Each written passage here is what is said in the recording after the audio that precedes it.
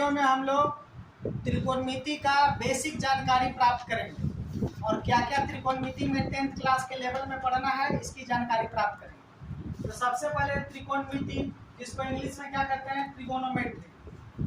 तो सबसे पहले हम लोग को जानना है कि ये शब्द का अर्थ क्या होता है।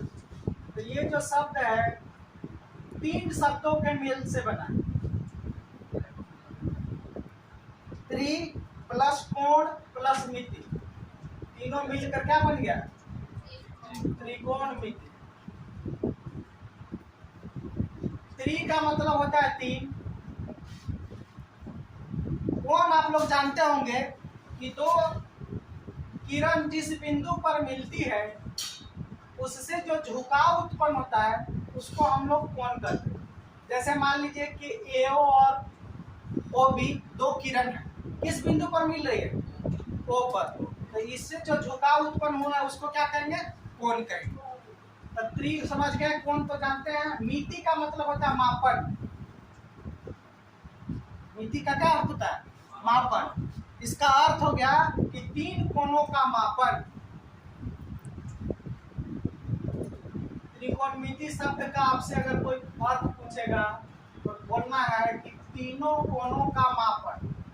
अब यहाँ सवाल है कि 3 कोण किसमें होगा भाई, तो जाहिर सी बात है 3 कोण का चर्चा हो रहा है तो किसका बात होगा, त्रिकोणमिति का, त्रिभुज का चर्चा। किसका चर्चा होगा, त्रिभुज का। ABC कोई त्रिभुज है, इसमें कितना कोण बन रहा है, 1 2 3। अब त्रिभुज में कहा जाए तो हम लोग पिछले क्लास में पढ़े हैं कि भुजा के आधार पर त्रिभुज को 3 भागों में बांटा गया, समबाहु त्रिभुज, समद्विबाहु त्रिभुज और विषमबाहु त्रिभुज। उसी के आधार पर फिर कोण के आधार पर अगर हम लोग पढ़े जानेंगे तो कोण के आधार पर भी त्रिभुज को 3 भाग में बांटा गया है, समकोण त्रिभुज, न्यून कोण त्रिभुज और तीसरा है अधिक कोण त्रिभुज। तो कुल मिलाकर आप कह सकते हैं कि 6 प्रकार के त्रिभुज है। लेकिन त्रिकोणमिति का चर्चा हम लोग करेंगे तो सिर्फ इसमें समकोण त्रिभुज के बारे में अध्ययन करेंगे। अब आइए इसका दूसरा पॉइंट हम लोग समझते हैं कि डिफिनेशन क्या हो, what is the definition of त्रिकोणमिति। तो कहेंगे गणित की वह शाखा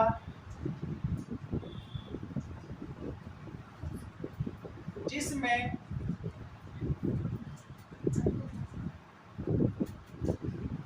अभी कोई लिखेगा नहीं, सब सुनना है सिर्फ। समकोण त्रिभुज के भुजाएं तथा कोणों के बीच संबंध का अध्ययन किया जाता है।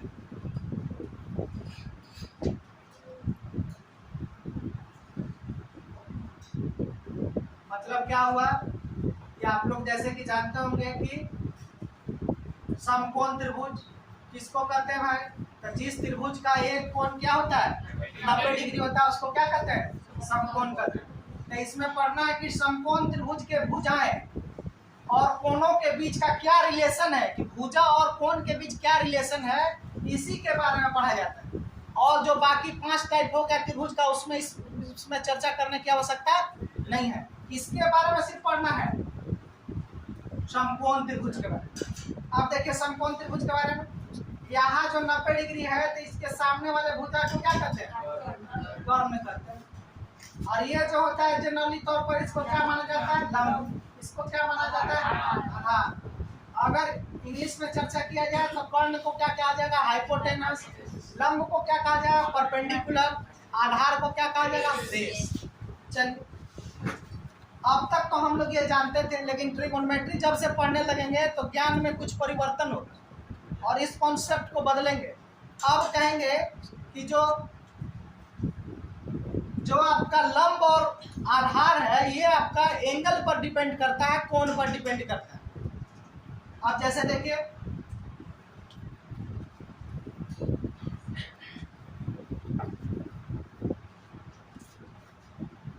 एक आपको चित्र द्वारा स्पष्ट कर देते हैं। मान लीजिए कि एक त्रिभुज है ABC अगर यहाँ सी कोण के लिए कहा जाएगा, सी के लिए, तो जो कोण कहेगा उसके सामने वाला लंब होता है, तो इसके लिए लंब कौन हो जाएगा जी? ए बी। ये लंब हो गया। 90 डिग्री के सामने वाला आप जानते हैं कि क्या होता है? कर्ण। तो बच गया तीसरा साइड। कौन सा तीसरा साइड है? B C. ये क्या हो जाएगा? जो कि आपको पूर्व में बताया गया है। तो 90 डिग्री के सामने वाले भुजा को क्या कहते हैं? कर्ण। और जो कोण रहेगा उसके सामने वाले को क्या कहेंगे? लंब। जो तीसरी भुजा बच गई उसको क्या कहेंगे? आधार। एक और इसी का एग्जांपल देखते हैं। मान लीजिए कि ये कोण 90 डिग्री है, ये कोण को चेंज कर देते हैं एक। अब कोण क्या हो गया? चेंज हो गया। तो लंब और आधार भी क्या हो जाएगा? चेंज हो जाएगा। इसके लिए लंब कौन हो जाएगा? लंब हो जाएगा आपका आधार कौन हो जाएगा जी? A B. एसी तो कर्ण होगा बाबू, एसी बदलता नहीं है।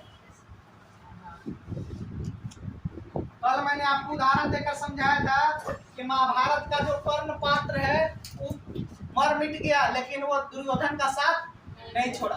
वही फॉर्मूला याद रखना कि कभी भी त्रिभुज में 90 डिग्री के सामने वाला ही कर्ण होगा, और लंब और आधार कोण पर डिपेंड करता है। कोण पर क्या करता है? बदलते रहता है। हम लोग तरीका सीखते हैं जिससे कभी भी आप लंब आधार कर्ण में कभी कंफ्यूजन में आप नहीं पड़िएगा। क्या करेंगे कि सबसे पहले जो 90 डिग्री के सामने वाला भुजा होगा, तो सामने वाला भुजा कौन है जी? एसी। ये आपका कर्ण हो। 90 डिग्री की जो सामने रहेगा वो क्या हो जाएगा? कर्ण। अब आइए एंगल ए के लिए। अब आपको एंगल ए देखना है कि यहाँ है, तो इसके सामने वाला क्या हो जाएगा? लंब। जो कोण रहेगा 90 डिग्री के सामने वाला कर्ण, और जो कोण कहेगा उसके सामने वाला लंब। तो देखिए लंब आपका हो जाएगा, क्या नाम होगा इसका? इसको कैसे समझेंगे कि कोण के सामने, कर्ण को कैसे समझेंगे? 90 डिग्री के सामने वाली 90 डिग्री के सामने लंब आपका तय हो गया। लंब का क्या हो गया जी? बीसी हो गया, और कर्ण भी आपका तय हो गया। कर्ण कौन है? एसी। अब जो बेचारा तीसरा भुजा रहेगा कौन बचा? A B. ये आपका क्या हो जाएगा? आधार। अब कहेगा कि नहीं सर, हम ए के अनुसार से नहीं सी के अनुसार से चले। एंगल को क्या कर देना? बदल देना। लंब हो जाएगा। तो देखिए कर्ण तो बदलेगा नहीं। कर्ण कौन हो गया? एसी। अब इसके सामने वाला भुजा कौन है? A B. तो लंब हो जाएगा क्या? A B. ये जब लंब हो गया तो तीसरी भुजा कौन बचा? ये बचा। इसी क्या हो जाएगा? ये बात आपको दिमाग में सेट कर लेना है, नहीं तो त्रिकोणमिति को कभी नहीं समझ में आएगा। 90 डिग्री के सामने वाले भुजा को कर्ण, जो कोण कहेगा उसके सामने वाले भुजा को लंब, जो तीसरा भुजा बचेगा वो क्या हो गया? आधार। अब तीनों के संबंध के बारे में आएंगे कि तीनों में क्या संबंध है। तो तीनों में संबंध है, जूनियर क्लास से ही आप लोग पढ़ते आए हैं कि कर्ण स्क्वायर बराबर होता है लंब स्क्वायर प्लस। अब सबसे पहले इस पर अगर चर्चा किया जाए कि इस फॉर्मूला को किसने दिया, तो एक भारतीय गणितज्ञ हैं,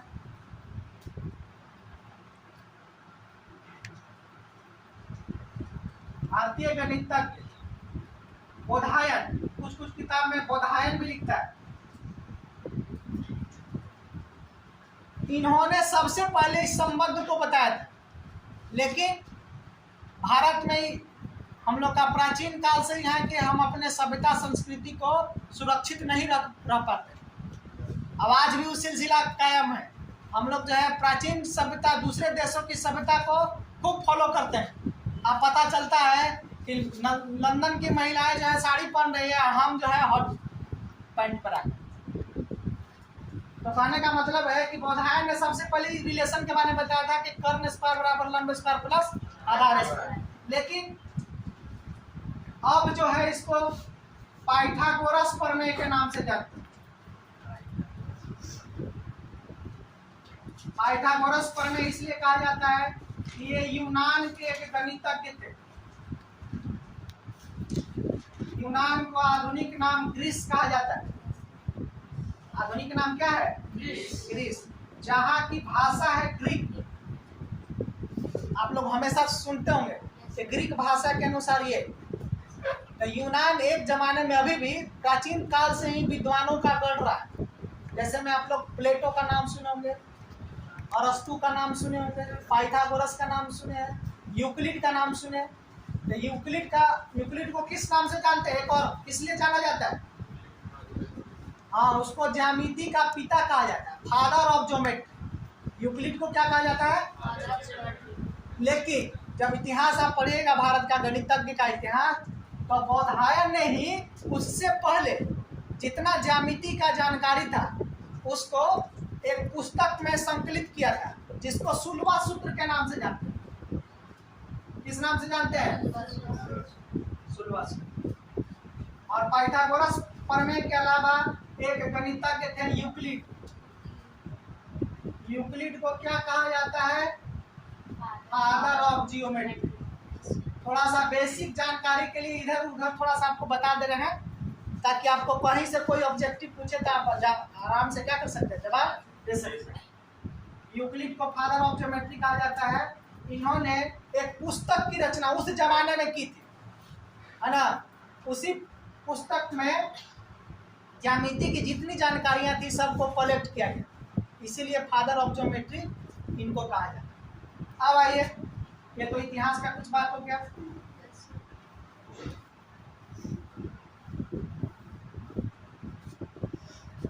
अब इससे आपको 3 फॉर्मूला बनेगा। क्या बनेगा? कर्ण बराबर हो जाएगा रूट अंडर लंब स्क्वायर प्लस आर। इसको अगर शॉर्ट में लिखते हैं, दूसरा अगर इसी से फॉर्मूला लगाइएगा तो लंब बराबर हो जाएगा रूट अंडर कर्ण का स्क्वायर माइनस आधार का स्क्वायर। इसको शॉर्ट में अगर लिखा जाए तो क्या होगा? H square minus B square. ठीक है, बी है लिखा। तीसरा अगर मान लीजिए कि आधार अगर रहेगा, कर्ण में से किसको घटाया जाएगा? लंब। इसको b बराबर हो जाएगा root under H square minus B square. देखिए याद करना बहुत आसान है। एक में रहेगा तो प्लस होगा और बाकी दोनों में क्या होगा? माइनस होगा। तो जब भी माइनस होगा तो एच क्या होगा? आगे होगा। अगर आपसे पूछा जाएगा कि एच आगे क्यों होगा, तो इसको हाँ, समकोण त्रिभुज में सबसे बड़ी भुजा कौन होती है? एच। कर्ण जो होता है सबसे बड़ा, कर्ण सबसे बड़ी भुजा। इसी के कारण क्या कहा जाता है? इसको एच को आगे रखा जाता है।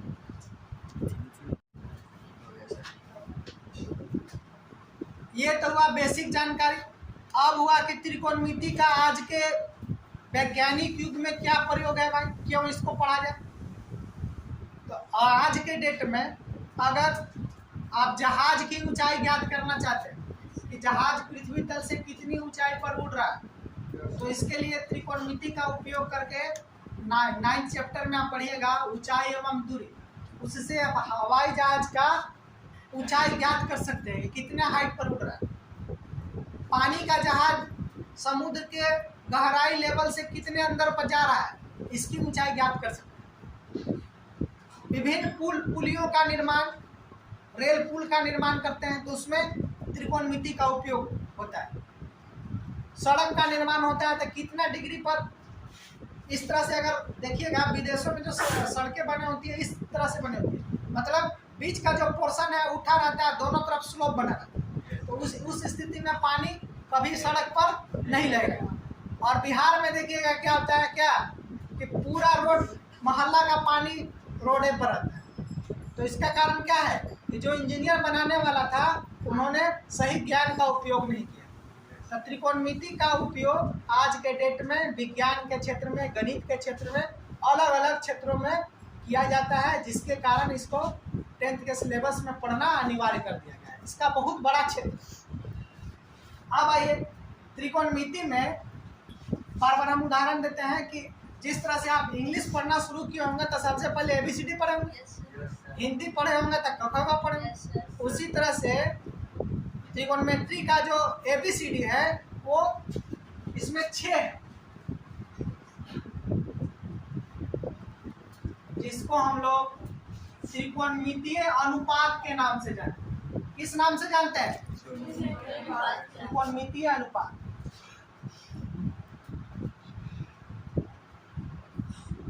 इसको कहा जाता है त्रिकोणमितीय अनुपात। किसी किसी बुक में, पुराने बुक में इसको निष्पत्तियां भी करते हैं, अनुपात को निष्पत्तियां करते हैं। उससे कोई दिक्कत नहीं है, एक व्यक्ति का 2 भी नाम भी हो सकता है, उसी तरह इसका 2 नाम हो। अब आइए, सबसे पहले हो गया साइन थीटा, कॉस थीटा, तीसरा में आपका टेन थीटा। इधर आइएगा cosec theta, sec theta, cot theta. ये इसका 6 निष्पत्तियां हैं, ठीक है, या अनुपात कहते हैं इसको। अब ये देखिए, कहिएगा कि सर ये थीटा क्या है? साइन कॉस टेन तो समझ में आ गया, कॉसेक से कॉट हो गया, ये अनुपात है।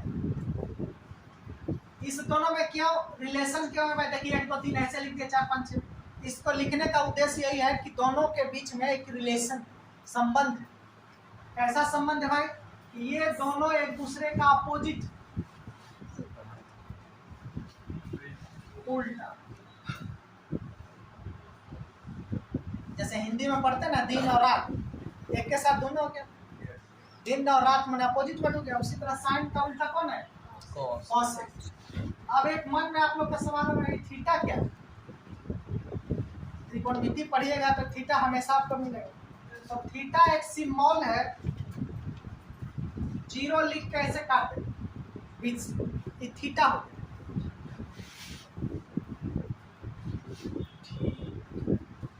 0 लिख के ऐसे काट दीजिए, इसको 5 ऐसे लिख दीजिए या ए लिख दीजिए, इसको क्या पढ़ते हैं? अल्फा। इसके बाद ऐसे लिख के बी ऐसे करते हैं, इसको पढ़ते हैं बीटा। बीटा बेटा नहीं, बीटा। इस तरह से जो लिखा रहेगा उसको क्या कहते हैं? गामा। ठीक है, तो ये सब जितना है theta, phi, alpha, beta, gamma, जैसे अभी आपको हम एक उदाहरण देकर बताए थे कि कोई त्रिभुज है, तो यहाँ नाम था इसका, मान लीजिए बी, यहाँ ए, यहाँ सी। तो हम बोलेंगे कि ए बिंदु पर देखिए, तो आप तुरंत यहाँ देखिएगा, देखिएगा ना। सी पर कहेंगे तो यहाँ देखिएगा, बी पर कहेंगे तो यहाँ देखिएगा। लेकिन अगर कुछ नहीं दिया रहेगा, ठीक है, तो क्या करेंगे? इसको पहचान के लिए हम यहाँ पर लिख दिए थीटा और यहाँ पर लिख दिया फाई। यहाँ पर क्या लिख दिया? थीटा। मतलब इस कोण का नाम क्या हो गया? थीटा। इस कोण का नाम क्या हो गया? फाई। जैसे मैथ बनाते हैं तो लिखते हैं ना कि मान लिया कि मेरी आयु x वर्ष, आपकी आयु y वर्ष। तो उसी तरह से कोण को जो मापा जाता है, बताया जाता है, उसको किसको मापा जाता है? थीटा और फाई। ठीक है, तो ये सब जितना है, ये सब कोण का सूचक होता है।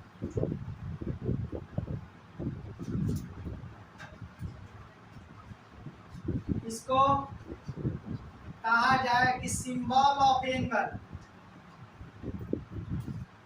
कोण को सिर्फ सूचित करता है, इसका कोई अर्थ नहीं। ये भी यूनानी का है, संकेताक्षर। जितना 5 आप देख रहे हैं, इसके अलावा बहुत सारा है, 5 में आपका काम चल जाए। यूनान का संकेताक्षर है। संकेताक्षर का मतलब हुआ संकेत का अक्षर। जैसे आपका नाम है, ये अंकित है, वो रौनक है, रोशन है, सबका अलग अलग नाम है। तो उसी तरह से संकेत अक्षर हुआ। आप ग्रुप में कहीं भी रहिएगा तो कहा जाएगा रोहित नाम वाला आदमी खड़ा है, हमको बोला। तो उसी तरह से थीटा का मतलब ये कोण, और फाई का मतलब ये कोण। ई कोण का मतलब हो गया। अब आइए, अब है कि साइन थीटा का क्या सूत्र है भाई? तो साइन थीटा का फॉर्मूला है लंब बटा कर्ण।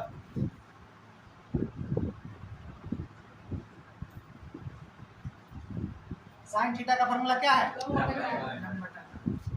इसी को अगर उलट दीजिएगा तो हो जाएगा क्या? हो गया। cos थीटा का फॉर्मूला हो जाएगा आधार बटे कर्ण,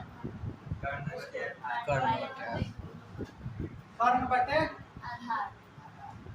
tan थीटा का फॉर्मूला हो जाएगा लंब बटे आधार, जो कि इसको बदलिएगा तो हो जाएगा। मैंने एक को याद कीजिए तो दूसरा ऑटोमेटिक आपको क्या हो जाएगा? आप देखिए, इसको याद करने का भी एक आपको ट्रिक दे देते हैं कि कभी नहीं भूलिएगा। उसके लिए ट्रिक है, याद रखेंगे लाल कक्का,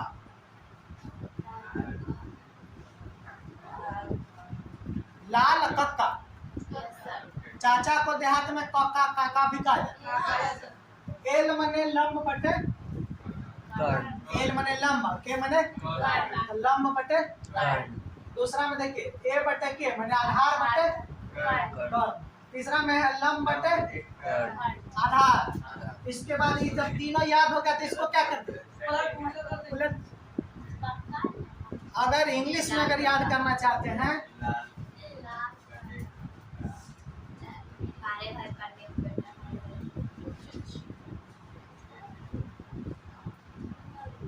इसका नाम याद कर सकते हैं कि पंडित बद्री प्रसाद हरि हरि बोल। इसका सिंबल पीएच, पीएच में इस पर लंब बटे कर्ण को क्या सिंबल में कर सकते हैं? E by H by B, H by होगा ना? यस सर, ये आधार है, P by B E by H, H by B, B by B by B. इस तरह से आप एक सूत्र के आधार पर छहों का फॉर्मूलों को आसानी से क्या कर सकते हैं? याद कर सकते हैं। ये बेसिक हुआ। इसके बाद हम लोग आगे बढ़ेंगे। अब देखिए, अभी जितना हम लोग फॉर्मूला पढ़े उस पर एक तरह का प्रश्न आसानी से बना सकते हैं। तो मेरा विचार है कि पहले प्रश्न ही शुरू किया जाए, उसके बाद फिर फॉर्मूला का कारवा हम लोग आगे धीरे धीरे बढ़ाएंगे। ठीक है, चलिए तो देखते हैं। टाइप नंबर 1, यदि साइन थीटा बराबर 3/5 हो तो कॉस थीटा तथा टैन थीटा का मान बताएं। नहीं बनाइए, नहीं पहले एक समझा देते हैं, उसके बाद आपको बनाइए। चलिए, ये प्रश्न हो गया आपको, इसको आपको बनाना है। तो बनाना है तो हल लिखते हैं या सॉल्यूशन लिखिए, जो लिखे सॉल्यूशन ऐसे करके लिख दीजिए। बनाना यहाँ से शुरू होता है। सबसे पहले अभी हम लोग पढ़े क्या, हम जानते हैं कि जैसे आप लिखिए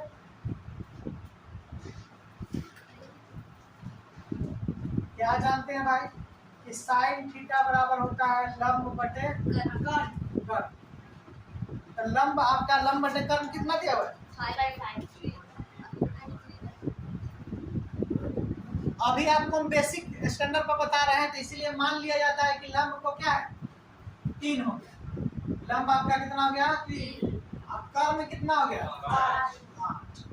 क्या क्या है बाबू इसमें? आधार। पता है ना कि समकोण त्रिभुज में लंब आधार कर्ण 3 हुआ, तो 2 दिया हुआ तो क्या क्या आधार बराबर बाट। अब चूंकि देखिए आधार का सूत्र हम लोग पढ़े थे, क्या पढ़े थे? कर्ण का स्क्वायर माइनस बी हो गया। इधर देखिए एच का स्क्वायर माइनस बी का। अब इसको देखिए घटाइए, कर्म कितना है 5, 5 का स्क्वायर